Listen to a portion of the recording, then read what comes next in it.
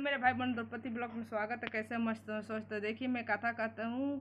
वट सावित्री के वट सावित्री 6 जून के प्रति है और यह सुहागिन स्त्री कहती है लंबी पति की लंबी आयु के लिए। इस एक पौराणिक कथा है कि आशुपति एक राजा थे। वो निसंतान थे और उनका कोई संतान नहीं थी। जब वो जग तप किए तो उनकी बेटी हुई। उनके नाम रखे सवित्री। सवित्री बड़ हुई तो वो बर खोजने चले तो बर गए। एक धूमेन नाम राजा थे, उनके बेटा सतवान थे। वो लड़के के लंबी आयु कम थी तो राजा बोले कि ब्याह नहीं करेंगे। वो सवित्री से बताए कि शादी नहीं करेंगे। फिर भी सवित्री ने बोली कि नहीं, हम तो शादी करेंगे। फिर शादी हुई तो वो जंगल में गई लकड़ी काटने के लिए। तो वो सतवान भी थे, सतवान को वहाँ सांप काट दिए, वो मर गए। और फिर वो यमराज लेने आए।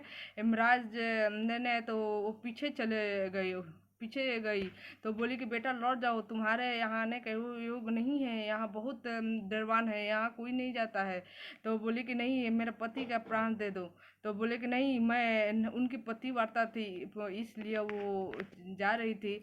तो फिर गए कुछ देर तो लौटे, पीछे देखे तो सवित्री पीछे से आ रही थी। तो बोली कि बेटा लौट जाओ, तुम्हारे यहाँ आने का योग नहीं है। तो बोले कि अगर तुम लौटना चाहते हो मेरे को तो 3 मुझे वरदान दो तभी लौटूंगे। तो मान गए, ठीक है वरदान ले लो, फिर तो लो अब मेरे पीछे छोड़ो। तो बोले एक वरदान मांगती हूँ कि मेरे सास ससुर अंधा है, उनके आँख दे दो। दूसरा मेरा धन नहीं है, धन दे दो। तीसरा मेरे पति को लौटा दो। तो पुत्र दे दो। तो बोले ठीक है, पुत्र होगा तुम्हारा। तो वो क्या समझे कि पुत्र तो पति होगा तभी तो पुत्र होगा।